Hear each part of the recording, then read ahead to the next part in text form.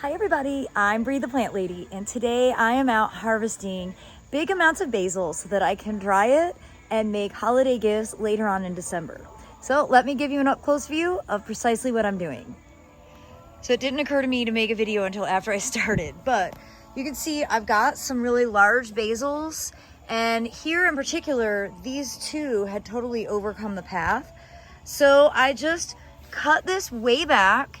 You can see how woody the stems are, and I have gone ahead and strung a piece of hemp through them.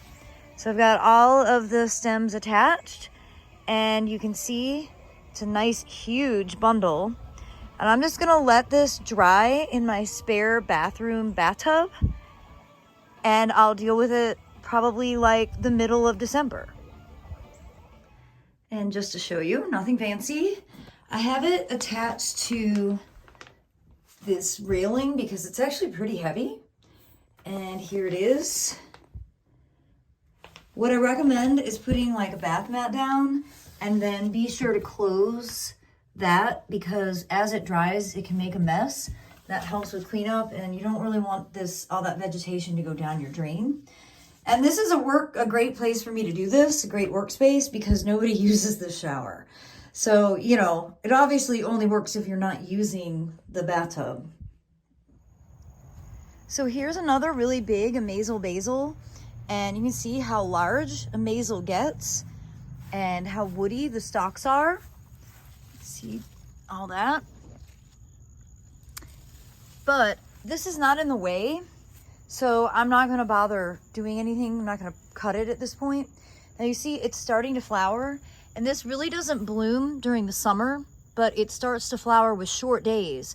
And we're on the other side of autumnal equinox, so our days are now shorter than longer, and the plant has been stimulated to start to flower.